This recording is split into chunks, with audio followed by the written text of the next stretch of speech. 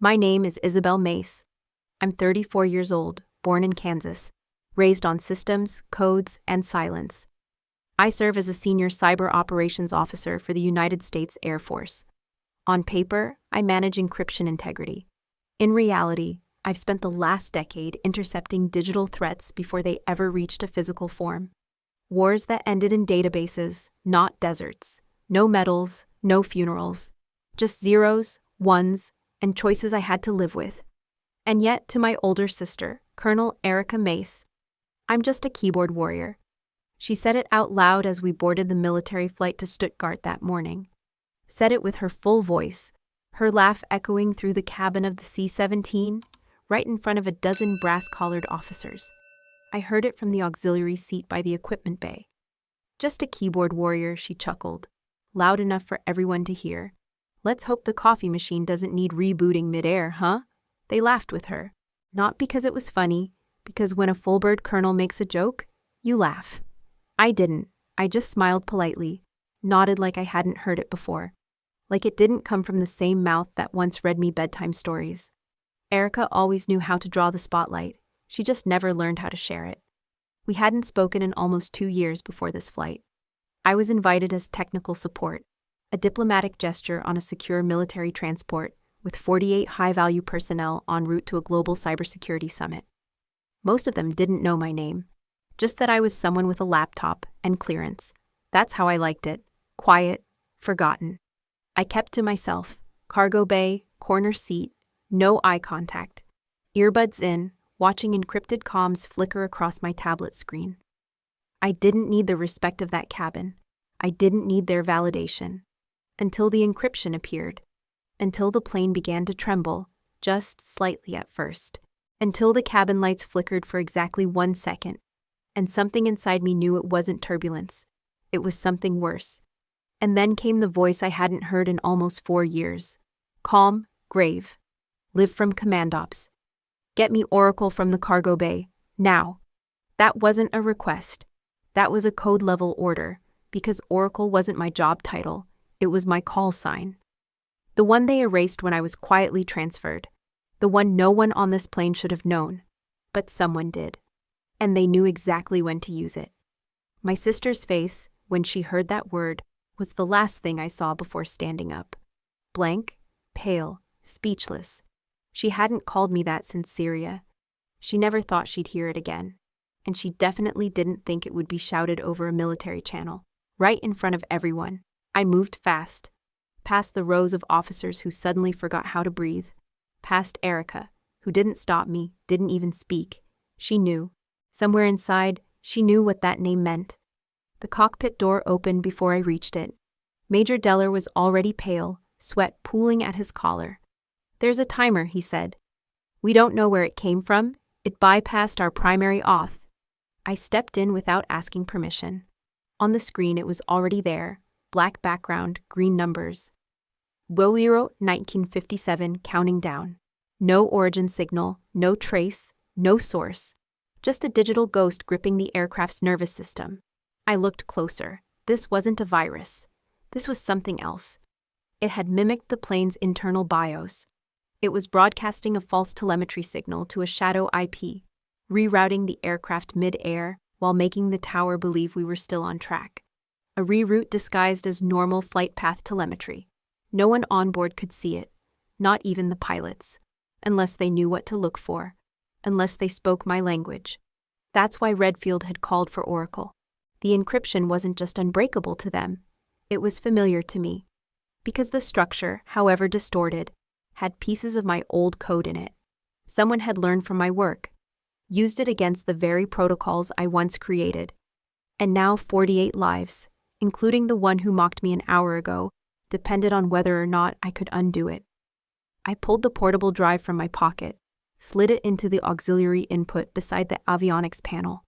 My fingers hovered over the screen for just a second. The code was evolving, it was recursive, adaptive. But it was still built on architecture I knew, because I built it once, years ago, back when they still trusted me. I launched my interface, a stripped-down decryption shell I wrote for emergencies. No frills, just logic, 10 lines. That's all it would take. The first line neutralized the time lock kernel. The second line located the embedded control signal. The third severed its handshake with external servers.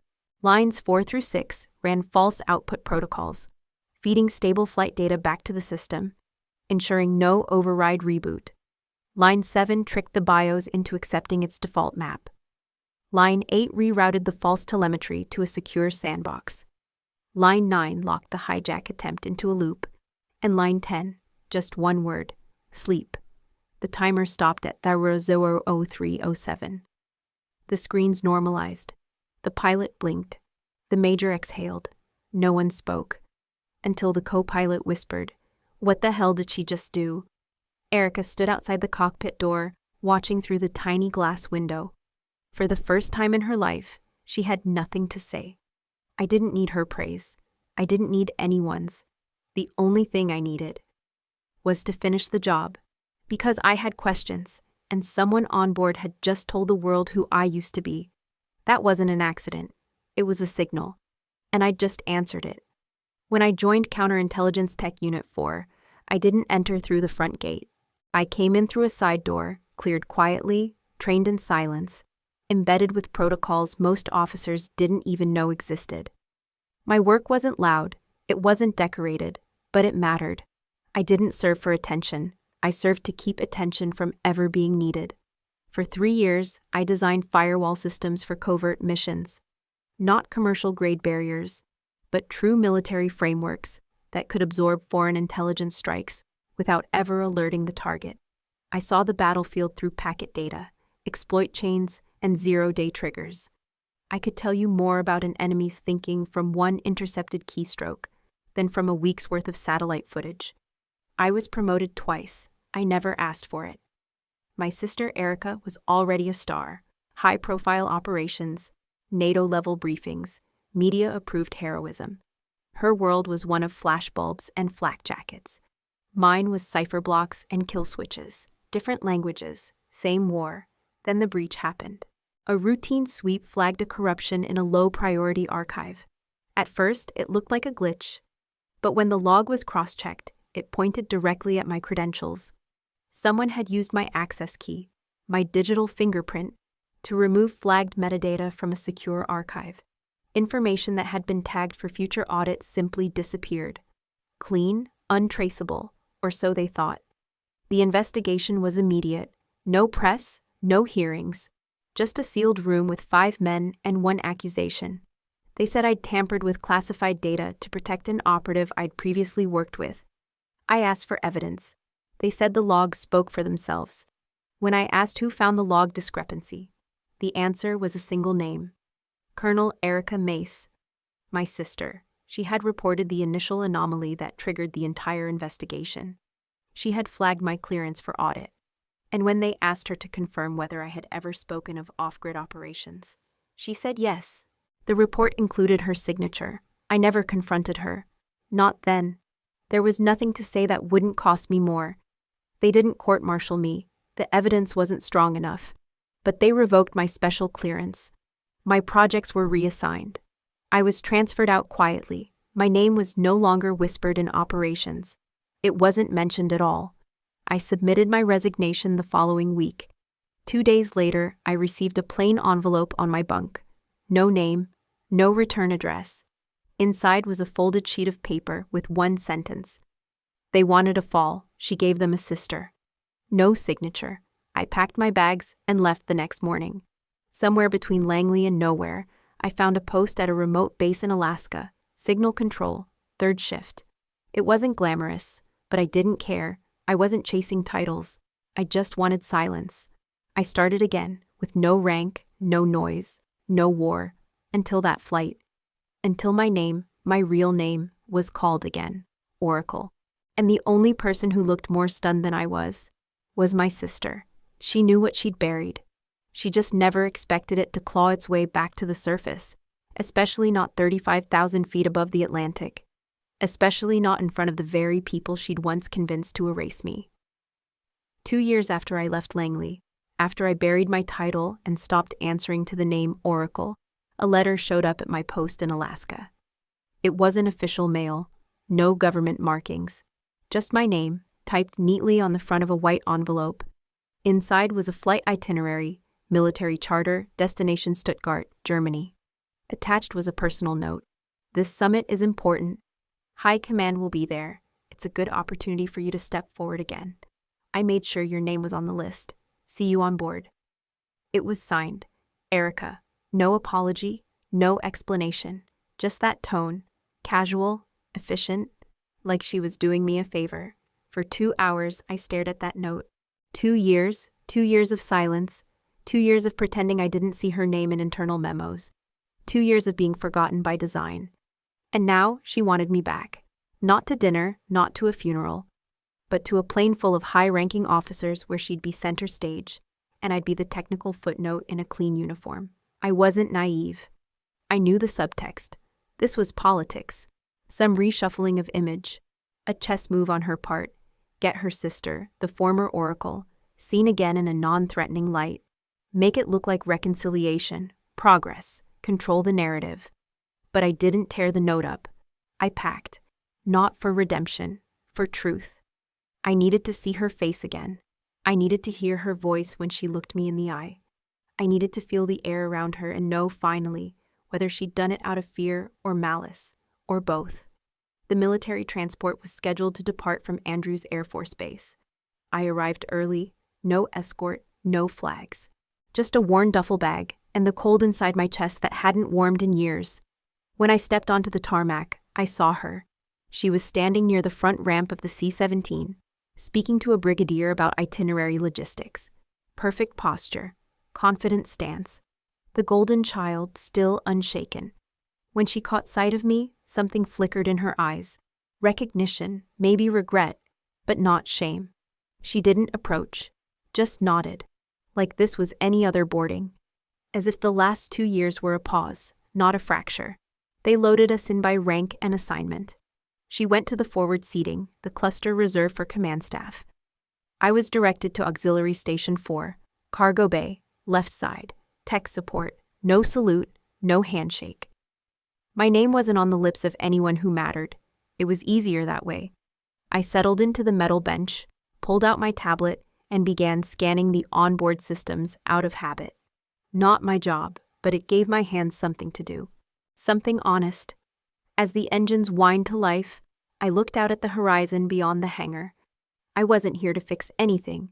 I was here to remember who broke it, and maybe, if the moment came, to return the favor. But not out of revenge, out of necessity. Because sometimes the only way to clean the rot is to reopen the wound. Let it bleed, let it speak, let it show you exactly how deep it goes. And that flight, 35,000 feet above everything I had tried to bury, was where it finally began. They didn't need to say anything. The uniforms did the talking. From the moment I stepped onto that plane, I could feel it. Those sideways glances, the calculated dismissals, the passive rank-based avoidance.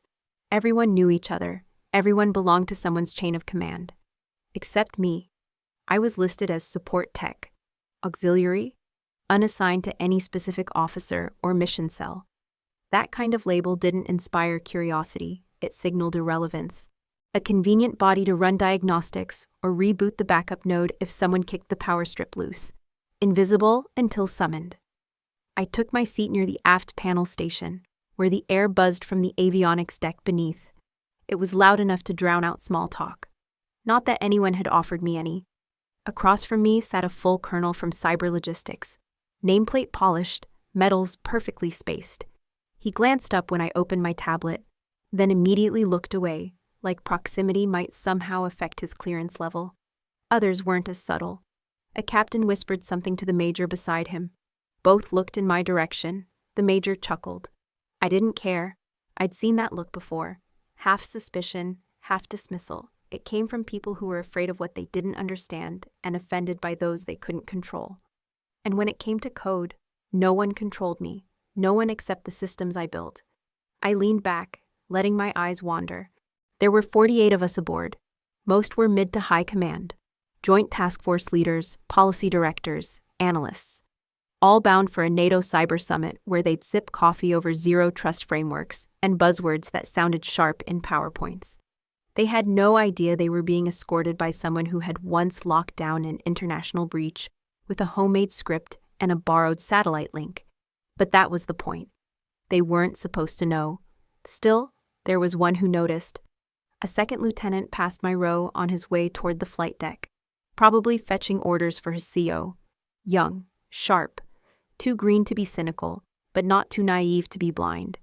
As he passed, he slowed for half a step, leaned slightly toward my bench, and whispered, just loud enough for me to hear it over the engine hum. "I read your case file once, in training. Oracle was a legend." Then he kept walking. I didn't react, not outwardly, but something in my chest pulled tight. I hadn't heard that name spoken with respect in years. Not without irony, not without the undertone of suspicion or ridicule. For a second, I wanted to stop him. Ask what they taught now. Ask what they thought had happened to her, to me. But I didn't. Because legends don't explain themselves. They vanish, or they fall. And depending on who you ask, I had done both. I glanced up again. Erica was seated near the front, laughing with two NATO advisors. Perfect posture. That signature voice, confident, crisp, never uncertain. She hadn't looked back once since we boarded. Maybe she thought I wouldn't last long enough to matter. Maybe she didn't care. Or maybe, deep down, she knew that someone like me, someone she thought she had erased, only stayed quiet when she chose to. And I hadn't chosen yet. We had been in the air for just over 3 hours when it started. Quiet at first. Subtle. The kind of change you'd miss if you weren't trained to notice patterns. I was scanning the flight interface for routine diagnostics. Not part of my job, at least not officially. But it had become a habit. Muscle memory born from a time when every second of lag could cost lives. Then I noticed the first break. The navigation panel flickered. Once, then again. At first I thought it was turbulence, until I saw the cursor drift on the flight path. Just by a fraction of a degree, but it moved. And it wasn't correcting itself. I tapped the refresh. Nothing. The radar display went dark. For exactly 3 seconds, the entire flight system went blind. No satellite ping, no transponder bounce, no signal echo from tower control. I glanced up at the nearest crew screen. No one else noticed yet. The interface rebooted itself without alert. That was my second red flag. The system had initiated a shadow protocol, something embedded deep in the avionics that should have been disabled during pre-flight, something that masked operational changes as routine resets. I sat up straighter. That wasn't turbulence. That wasn't a blip. That was a hijack attempt, but not the kind anyone on this flight was trained for. I opened my tablet, running a soft intrusion scan through the backup channel tethered to my own equipment. Within seconds, I had confirmation. Foreign code had injected itself into the plane's navigational BIOS. And it wasn't passive. It was rewriting instructions in real time, redirecting our altitude and trajectory while forging synthetic telemetry data for ground control. In simpler terms, the plane was being steered, and no one knew, except me. I kept my expression neutral, eyes flicking back and forth across the scrolling data. The code was unfamiliar, but the structure wasn't. It was modular, recursive, designed to learn, adapt, rewrite itself in motion. Then the timer appeared. Black box, green numerals, dead center of my screen. R 1758, I blinked. That wasn't a standard system display. That was custom. The timer had been encoded directly into the avionics, a countdown to an event I couldn't yet identify. It wasn't labeled as a detonation, no blast protocols, no fuse trees, but it was triggering automated changes at scheduled intervals. I leaned slightly to my left and watched the pilot's panel from a distance. The main interface looked normal. The synthetic signals were working. They thought we were still on course. We weren't. And the plane's onboard systems were locked out of manual override. I considered alerting the flight crew, right then, right there, but something stopped me. Because if this code was based on my own systems, and it was, it had been written to anticipate human reaction. The moment someone sounded the alarm, the failsafe would likely accelerate. I needed a better point of entry, one the system wouldn't expect. I unplugged my tablet, tucked it against my chest, and stood up. The moment I did, a low static noise crackled through the intercom. It wasn't loud, but it was enough. And then I heard it, his voice. Gravel, calm, unmistakable. General Redfield. Flight 217, this is Command 1. Initiate code black. Immediate authorization override. Identify Oracle. Repeat. Get me Oracle from the cargo bay, now. Every head turned. Every conversation stopped. And for the second time in my life, my call sign had been spoken aloud on an open channel. The last time, I had saved an entire forward ops base from a data breach that would have collapsed 3 allied programs. This time, I was 35,000 feet in the air, surrounded by officers who thought I was the help. And my sister was seated 2 rows ahead, frozen. I didn't wait for permission. I stepped into the aisle, tablet in hand, boots steady beneath me. They moved aside, silent, unsure, watching the technician with the face they didn't recognize, but the name they suddenly remembered. I was no longer just Isabel Mace. I was Oracle again. And I had 17 minutes and 21 seconds to stop a plane from vanishing off the face of the earth. The cockpit turned frantic the moment the transmission ended. A storm of clipped voices, fingers flying across switches, pilots scanning blinking panels and emergency override manuals like prayers. The flight engineer started reading off protocols. Another officer tried to re-establish a comm link, but there was no signal. The plane had gone digitally dark. Then I heard her voice, sharp, commanding, unmistakably hers. Power cycle the primary system. Shut it all down. Reboot from cold. My sister, Colonel Erica Mace. Of course she would try to lead. Of course she'd speak first. She always did. Loud, decisive, immediate. To anyone else, this sounded like authority. To me, it sounded like panic disguised as control. And she was wrong. Dead wrong. Power cycling the system wouldn't flush the code. It would anchor it deeper. Whoever wrote that malware had designed it to survive hard reboots. It wasn't parasitic. It was native. It restructured the BIOS itself, wrapped itself in legitimate command trees. Restarting would trigger a defensive lockout. The system would enter ghost mode, pretending to comply while severing all contact. That kind of code didn't come from a textbook. It came from me, or someone who learned from me. I kept my mouth shut and stepped into the cockpit. No one stopped me now. Redfield's voice had done that already. The pilot, Major Deller, glanced at me, confused, skeptical, but desperate enough to step back. I dropped into the auxiliary seat, pulled out my encrypted drive, and slid it into the direct access port. The moment my system synced, the timer blinked faster. 0:14:46. I exhaled once, then began. My interface launched, a stripped, no-skin shell I'd built myself. It bypassed all graphic layers and opened the flight system in raw code. Every line was familiar. It mimicked my own style: recursive logic, dual-path execution, real-time variable substitution. But it was warped, tweaked, almost reverent. Someone had copied my method and refined it. Whoever this was, they weren't just hijacking a plane. They were sending a message, and that message had my signature all over it. Behind me, Erica stepped into the doorway. "What the hell is she doing?" she barked. "She's following my orders," Redfield said through the static. There was silence after that. The room quieted. Even the hum of the engines seemed to pull back. I focused. The malware had set an embedded handshake with an external relay, something disguised as an update channel. It was pulling command instructions every 10 seconds, each one redirecting our flight path by a fraction of a degree. Slow enough not to trigger physical deviation alarms, just enough to take us farther from any scheduled route. I flagged the relay channel and launched a dead echo loop, feeding back false acknowledgments to stall the next directive. The timer held at 0:13:12. Better, but not enough. I reached into my pack, pulled out a second device, a signal cloaker that could intercept the next 5 commands and reroute them to my sandbox server. That would buy me maybe 2 minutes of analysis time. "Oracle," Redfield said through the channel, his voice clearer now. "This wasn't a random breach." "I know," I replied quietly. "It's someone inside." He didn't argue, neither did Erica. I kept typing. My fingers moved without hesitation, muscle memory guiding them. Lines of code blurred into instinct. Every keystroke shaved off uncertainty. I didn't look up, not when the second timer appeared, not when the cloaker blinked red, not even when the virus tried to shut me out by disabling my peripheral drivers. I had built firewalls inside firewalls. It wasn't perfect, but it held.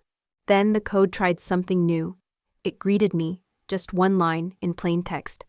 "Welcome back, Oracle." I stared at the message for a second. That's when I realized this wasn't an attack, it was a test. And I had just passed the first round.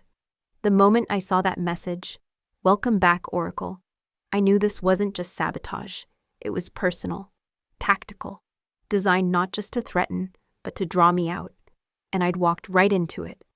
I cleared the screen, heart steady, fingers cold. I didn't respond. Whoever was on the other end didn't need a reply. My presence in the system was answer enough. I returned to the timer, 00:11:27. Still running. Still wired into a logic chain that was rewriting itself every 10 seconds. But if this thing was mimicking my architecture, it also had a blind spot. My early designs had a delay buffer in how they resolved system interrupts. Only milliseconds long, but enough to slip in a redirect command without being flagged.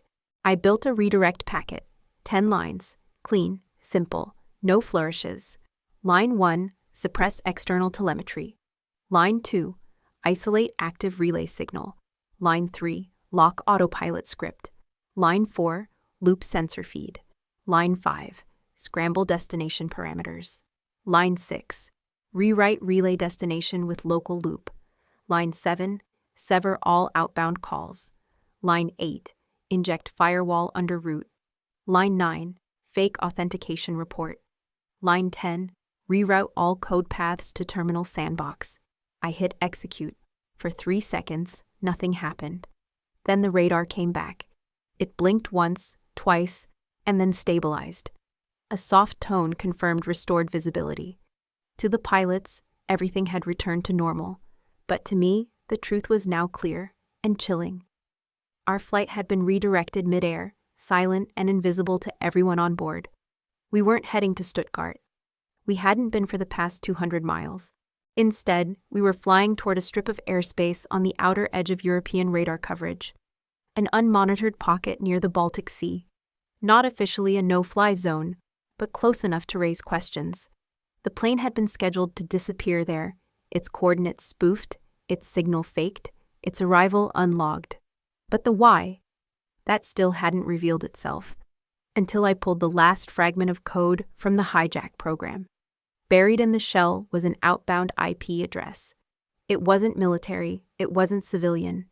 It was an encrypted relay node, designed to receive large packets of data through disguised flight telemetry. They weren't trying to crash the plane. They were trying to deliver something. I isolated the data tunnel and ran a reverse trace. What I found sent ice through my spine. A compressed payload, data bundles piggybacking on the telemetry stream, was being exfiltrated in real time. And the packets weren't random. They were structured like intelligence reports. Encrypted, anonymized, segmented. Meant to be reassembled on the other end by someone who knew exactly what they were receiving. Someone had embedded a full-scale data dump into the plane's communication output, sending pieces of it out over every false telemetry pulse. Piece by piece, byte by byte. The plane wasn't the target. It was the carrier. A courier in the sky. I severed the stream, injected a termination protocol. The tunnel collapsed. And for the first time in 30 minutes, the system stopped fighting back. But I didn't relax. Because now I knew the real question wasn't how it happened. It was who. Someone on this plane had embedded that payload. Someone had access, timing, intent. And someone, somewhere, had used my old work to write the delivery system. My eyes drifted toward the cabin door. There were 48 passengers on board, 47 questions left, and at least one answer waiting behind a uniform. I stayed in the cockpit longer than I needed to. The stream had been severed.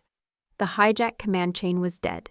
The plane was back under our control, but I wasn't done. Not with the system, not with the truth. I dove back into the access logs, parsing the ghost trail left behind by the code injection. There's always a trace, even when someone thinks they've wiped it clean, especially when they're arrogant enough to think no one like me would be looking. It didn't take long. Buried beneath the sandbox, a redundant test module someone used to emulate the avionics behavior, I found a version history, a cached file stub, and inside that stub was a snippet of code no longer than 15 lines. I froze, because I recognized it. Not entirely, it wasn't mine, but it was close.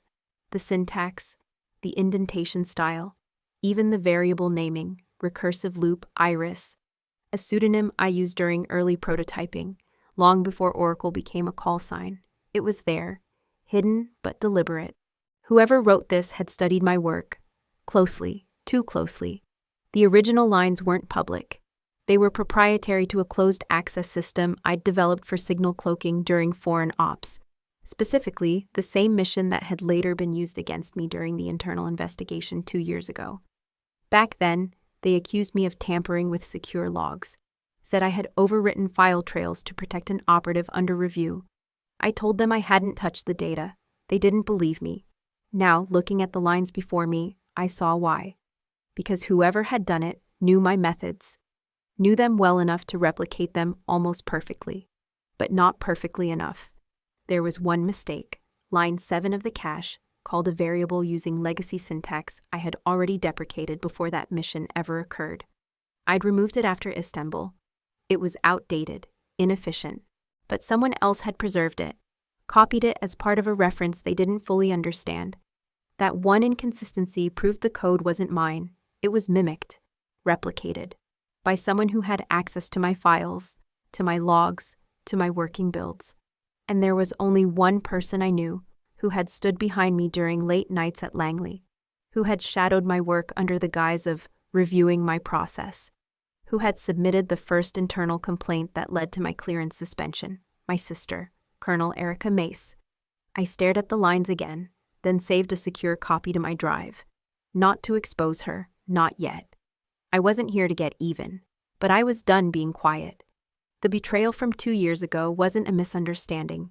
It wasn't overreach. It was targeted, methodical, and whoever had built the payload that nearly took down this flight had been trained by someone who knew me better than anyone else. Someone who once called me her little sister and whispered, "I wish I had your brain." Now it was clear. She didn't just envy it, she weaponized it. I ejected my drive, stood, and turned toward the cabin.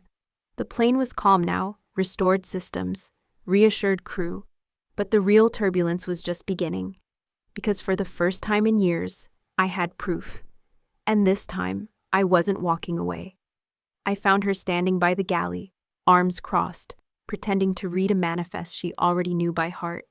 She didn't look surprised to see me approach. Maybe she had felt it coming. Maybe she always knew it would. I held up the drive. "I found something," I said. She didn't reach for it. "Telemetry logs?" she asked flatly, still staring ahead. "No.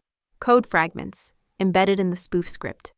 That got her attention. She looked at me, not curious, defensive. I pulled out my tablet, opened the file, turned the screen so she could see it. 15 lines of code, small, clean. Deceptively simple. But to her, I knew it would be loud. "This structure," I said. "It's familiar, isn't it? Recursive loops, double mask conditions, misaligned call stack. It's how I used to write during my ShadowNet testing." She kept her mouth shut. "I deprecated line 7 syntax after Istanbul," I continued. "But someone didn't. Someone who copied my old files without knowing which parts I'd already evolved." I paused. "I know who wrote this." Silence. Then I added calmly, "You did." She flinched. For the first time, her shoulders shifted. Just a hair, but enough. "That's a heavy accusation," she said. "No," I said. "It's not an accusation, it's an observation, one that only you and I would even notice." She stepped forward, lowering her voice. "What do you want, Isabel? Revenge?" "No," I answered without hesitation. "I want to know why." Her mouth opened like she had a practice line ready, but nothing came out. Then something cracked. A vein of something unspoken surfaced. Not regret. Not yet, but something close. "Because you're better than me," she said finally. Not whispered, not shouted, just delivered. "You were better, at all of it. The coding, the systems thinking, the calm under pressure. And you didn't even realize it." I blinked. You think this is about talent. No, she said, bitterly. It's about space. It's about rooms I had to fight to enter, rooms you walked into by accident. They listened to you. They watched you work and nodded like they understood something holy. I had to claw my way through every level to get there. And when I finally did, you were already sitting at the damn table. I didn't speak, not because I didn't have anything to say, but because part of me understood. She looked away, then back at me with fire. You didn't even want it. That made it worse. You didn't chase it. You just had it. So you buried me? I asked quietly. You erased me from my own name? I didn't expect them to exile you, she snapped. I thought they'd warn you, redirect you.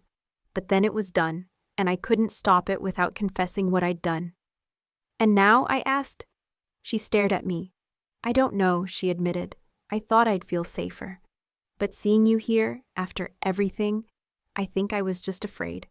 I nodded slowly, not because it made things better, but because the truth, finally spoken, felt heavier than the lie it replaced. I'm not here to destroy you, Erica, I said. I just needed to see if you remembered what you did. She turned back toward the window, voice barely above a whisper. I never forgot. And for the first time, neither of us said a word. I hadn't thought about Syria in years. Not the mission itself, not the codes, not even the night it ended. But now, standing on a plane high above the Atlantic with Erica's silence still echoing behind me, that memory returned, clear, sharp, cold. It was a desert night, dry wind slipping through the cracks in the comms tent. The lights were dimmed to preserve the night vision filters. Outside, everything hummed. Satellites, portable servers, the distant rattle of patrol units. Inside, just me and a laptop connected to the backbone of a NATO intelligence feed that had been hijacked 6 hours prior. No one else could access it. Every command prompt came back scrambled, symbols, static, and silence. They called it a virus. They were wrong. It was an encryption monster, adaptive, recursive, and angry. The code wasn't meant to block or destroy. It was meant to test. It shifted every minute, like it was watching us try and fail. One misstep would have triggered a full wipe of our Eastern base's intel cache. Dozens of linked operations across 3 countries. Years of fieldwork, erased. That was when Redfield called me in. He didn't look angry, just tired. I need it clean, he said. 0 loss, can you do that? I didn't answer. I sat down. 5 hours later, I cracked it. Not by brute force, but by listening, watching how the code moved. It was elegant in a way only someone deeply familiar with my own style would understand. It was like seeing my own reflection, distorted. After it was over, I walked out of the tent and into the dry night. Redfield followed. He didn't say much at first, just stood next to me, arms folded, his voice as level as always. That wasn't Russian, he said. No, I answered. Chinese? No, I repeated. He paused, then asked the question that stayed with me to this day. Isabel, is there anyone else on your team who could have written that? I didn't respond immediately, because I knew exactly who could. Only one person had ever studied my code not to learn it, but to improve it. Only one person had the access, the curiosity, and the hunger to twist it into something new. And only one person had ever looked at me across a workstation and said, "You're lucky, you know. You don't have to try. You just get it." Only one person had ever looked at my talent and resented it and admired it in the same breath. So I looked at Redfield and said calmly, "There's just one person. Name?" "She's not on the roster," I said. "She's not in the field." "Then who?" I took a breath. "She's the one who used to call me little sister." He didn't press further. Maybe he saw something in my eyes. Maybe he understood what it meant to carry suspicion with no proof. Because after that night, we never spoke of it again. The threat was neutralized. The mission moved forward. And the shadow of that code, of her, was buried in a locked vault with a black tag and no record. Until now. Now the pattern had repeated itself, again, on a plane full of secrets. On a flight that never should have been altered. With Erica once more, just beyond the glass. And this time, I wasn't the one hiding. I stayed up front after the confrontation. Erica disappeared into the rear cabin. I didn't follow. There were still too many unanswered questions, too many loose threads, and one of them had teeth. The system was clean. The override sequence had been contained. But the question that burned louder than all others remained. Where was the data going? I plugged back in. Not through the pilot interface, but directly into the hardened flight relay node that processed outbound signals. Most aircraft at this level of clearance didn't broadcast raw data during flight, not unless specifically authorized through layered encryption. But the hijack code had done more than seize control. It had opened a silent stream, tucked within telemetry packets and disguised as altitude corrections. The stream was still active, not outgoing anymore, but logged, fragmented caches left behind as part of the redundant packet-splitting mechanism. It wasn't meant to be readable after transmission, but it hadn't accounted for me. I started pulling fragments, reassembling headers. At first, it looked like gibberish, binary with adaptive compression wrapped in 3 layers of obfuscation, standard for military encryption. Not unusual. What was unusual was the tag, a 4-digit marker buried deep in the compression header.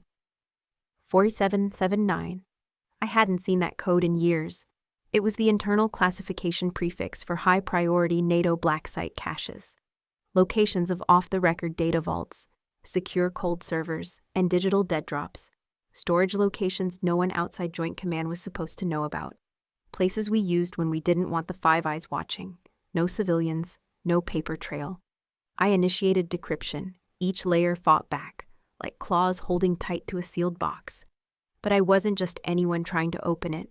I was the one who had helped build the system. Layer 1, breached. Layer 2, breached. Layer 3, slower, hardened. But I had the key. I broke it. The file opened. It wasn't just coordinates. It was a list. Rows upon rows of black site vaults. NATO data centers hidden across 6 countries, each paired with local handlers, rotating access codes, and secondary encryption tokens, intel fragments, biometric registries, operative identities, cold storage vaults, unregistered transport lanes, dossiers on compromised allies, internal dissenters, counterintelligence assets, a network map of NATO's digital spine. And someone had tried to exfiltrate it through this plane, piece by piece. I stared at the screen, stomach tightening. This wasn't just a hijack. It wasn't just a redirect. It wasn't even about crashing the plane. The payload wasn't the code. It was the data. Someone had used this flight as a courier, an airborne smuggler for the most sensitive information NATO possessed. If we hadn't stopped the transmission, the last of it would have reached its destination within minutes.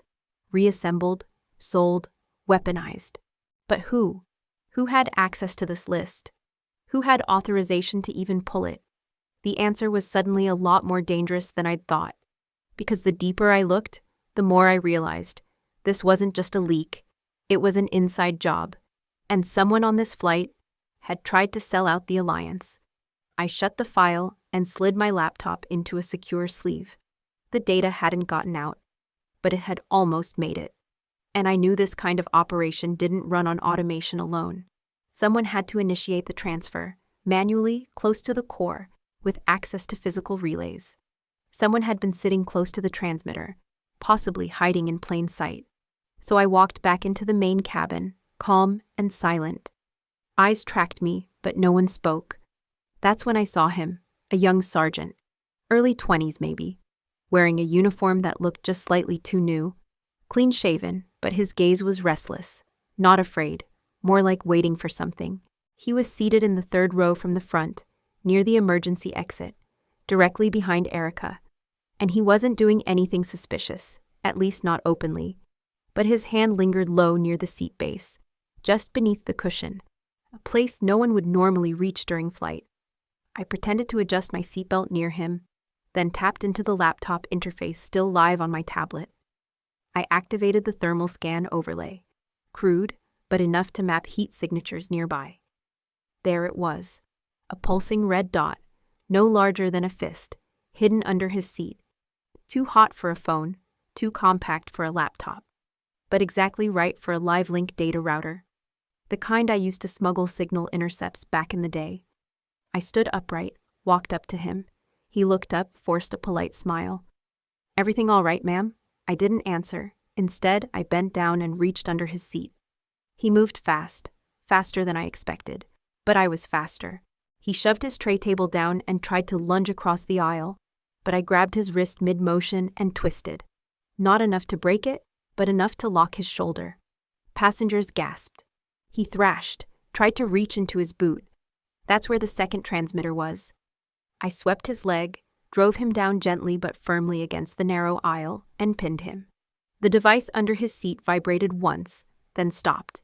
No explosions, no backup signal. Just a dead blink. I reached under, pulled out the transmitter, a disguised Bluetooth relay, custom-milled housing, wrapped in carbon fiber. No markings, no serials. "Got it," I said to no one in particular. The sergeant glared up at me. "You don't know what you're doing," he hissed. "I know exactly what I'm doing," I replied, standing slowly. He struggled again, but the flight security detail had already moved in. 2 men with restraint cuffs and absolutely no patience. As they dragged him toward the back, I scanned the crowd. Most faces were shocked. A few were scared, but one was unreadable. Erica. She hadn't moved, hadn't turned. She just stared out the window like none of it surprised her. Like the storm she'd summoned was finally moving through. And I wasn't sure if that terrified me more than the man I just tackled. I secured the relay device inside a sealed pouch and returned to the cockpit, my mind already calculating the layers of deception. The sergeant hadn't acted alone. That kind of custom hardware wasn't something you just pick up in a market. It required design access, technical clearance, and most crucially, protection. I patched into the secure satellite line and pinged Redfield's encrypted node. He answered almost immediately. His voice came through with the calm urgency I remembered from Syria. "Talk to me, Oracle." I intercepted a Bluetooth uplink relay embedded under a seat, I said. "Active channel, military grade, and we have a courier. Young sergeant, uniform checks out. Too clean, though." "Where is he now?" "Restrained, isolated." I paused. "There's more. I'm listening." The relay was slave to an onboard exploit. Not for crashing the system, just rerouting it. It disguised outbound data inside flight telemetry. The transmission didn't just go to a black site. It contained access points, names, coordinates, NATO vault locations. Someone tried to walk our deepest assets out of the sky. There was a short silence on the other end. Then Redfield's voice dropped an octave. "Then the payload wasn't the code." "No," I said. "It was him." The young soldier hadn't just facilitated the leak, he was the leak. A breathing, moving courier. The relay was only the trigger. The encrypted package inside him, on a wearable, maybe subdermal, maybe cloaked behind biometric firewalls, was the real prize. Redfield exhaled. Damn it. We were looking at this all wrong. My voice dropped to a whisper. "Sir, how did he make it on this flight?" There were 5 layers of vetting. Clearance required a NATO Tier 3 pass. That's hard even for me to obtain. "He couldn't have done it alone," Redfield said. "He had help." We both already knew who that help might be. I didn't want to say it. He didn't wait for me to. "Colonel Erica Mace," Redfield said, flatly. The name dropped like steel. I felt the air go still. She was the senior officer responsible for the manifest. She signed off on every passenger, and she authorized a last-minute override for a non-rostered technician. He was supposed to be part of the IT redundancy audit team. I stared at the screen.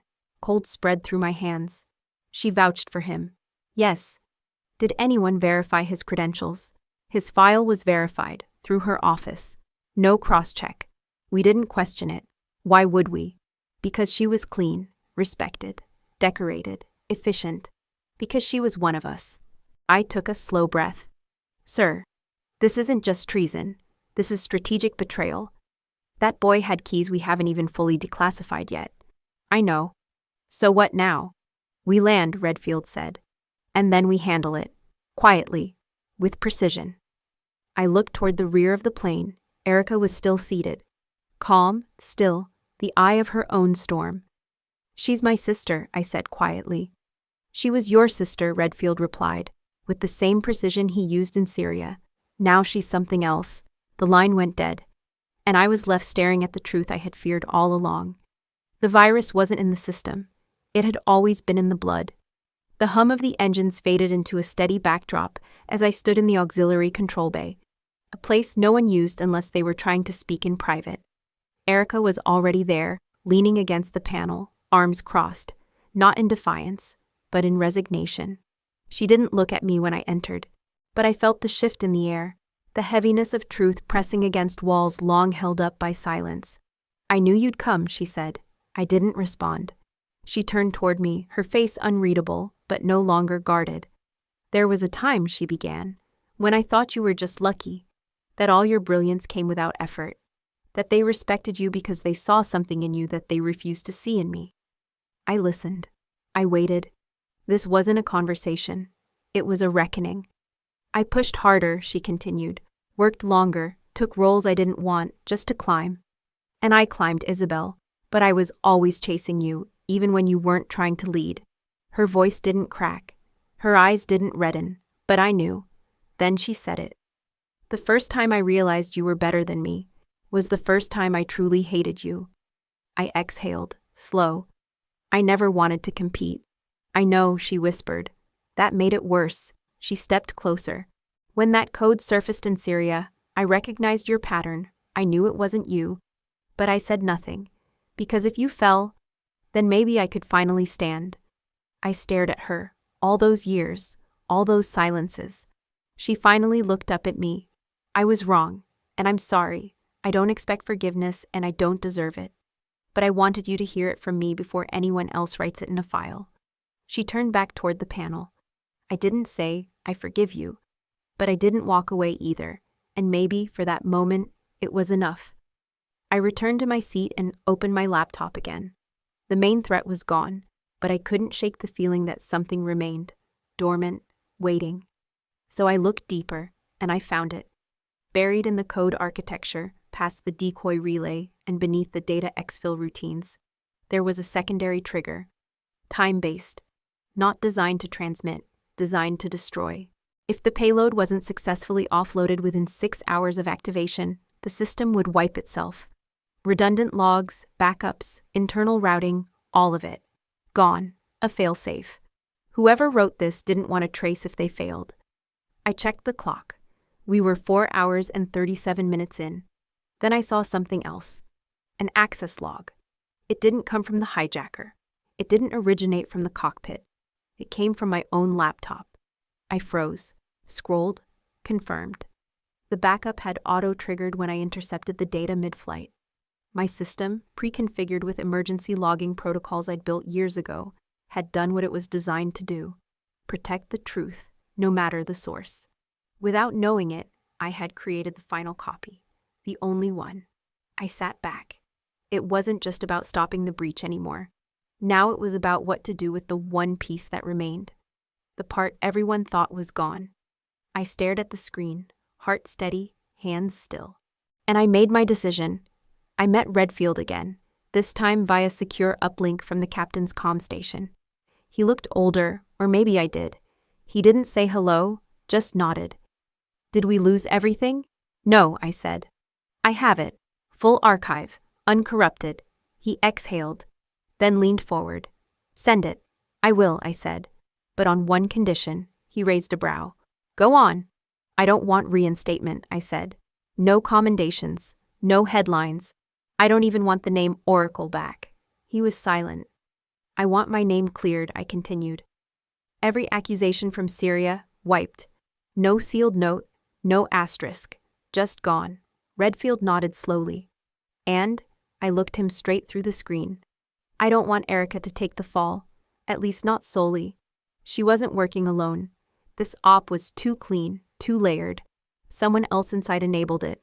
I want a full investigation. Quiet, internal, no scapegoats." He studied me. "You're protecting her." "No," I said.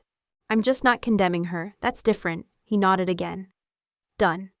I transmitted the file. 23 seconds later, the confirmation pinged. He looked at me one last time. "You did the right thing." "No," I said. "I did the necessary thing." The screen went black. I sat there, hands in my lap, watching the sea of clouds outside the cockpit. Erica would be flagged, investigated. Not because I named her, but because the system, now fully restored, would do what it always should have done: recognize the signs, trace the codes, and follow the chain to its source. I didn't need to testify. The truth was already programmed to speak. And for the first time in years, I felt free. We landed just after 0200 local time. The runway was quiet, slick with rain that hadn't quite left. No civilians, no lights beyond the flood lamps aimed low and tight. It wasn't a welcoming committee. It was containment. As the wheels touched down, I watched from the side window. Black SUVs lined in perfect symmetry. Armed officers in discreet tactical gear waited at each exit point. Faces blank, movements rehearsed. No one on board spoke. The intercom didn't announce our arrival. The silence had weight. When the doors opened, they boarded with precision. No shouting, no guns raised. They were professionals, internal affairs, I guessed. NATO's own version of janitors, clean-cut, invisible until necessary. They moved directly to the back, where the detained sergeant had been kept. He didn't resist, didn't speak. They led him away like luggage. Hands behind his back, head straight, not a single glance behind. Then they approached Erica. She didn't look up from her seat. The lead agent said her name softly, but she heard it like a verdict. She rose, didn't argue, didn't ask questions, but they didn't cuff her. She wasn't under arrest, just subject to preliminary debriefing. They escorted her out, flanked but not restrained. Her uniform was still crisp, her shoulders still squared. She hadn't lost her composure, but something had shifted. I could feel it. I waited until everyone else had disembarked. No one looked back. I wasn't surprised. No one ever thanks the one who stops the fire before it burns the house down. I gathered my laptop, closed the metal case with a soft click, and stepped out into the damp morning. No one waited for me, and I preferred it that way. That night, I sat alone in a borrowed apartment above a small bakery in Stuttgart. The city buzzed faintly below, trams echoing against stone, distant voices chasing the tail end of midnight. I didn't unpack, didn't eat, just opened my laptop and watched the encrypted logs trickle in. Debriefings, internal memos, automated alerts confirming what I already knew. The system had started its audit. Names were being flagged, connections drawn. Erica wasn't the only one in the spotlight anymore. My clearance hadn't been reinstated, but my access pathways remained. Old keys still opened quiet doors, and I walked through them one last time. Then my personal device buzzed. One message, from Erica. Simple, direct, no signature.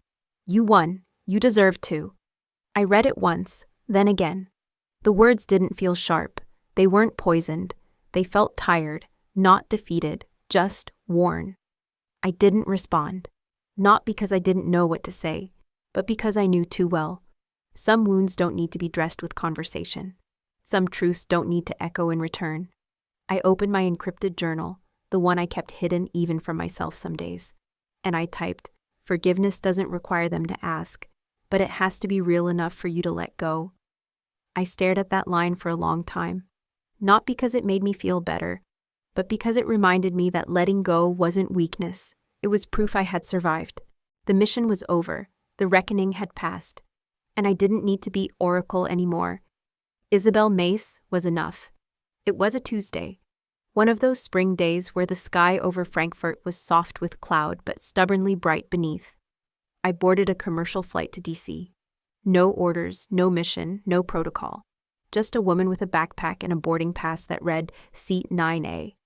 I took my place, window seat, middle of the aircraft. The same row, the same view. But this time, no one looked twice. No uniforms followed me on board. No sister casting long shadows down the aisle.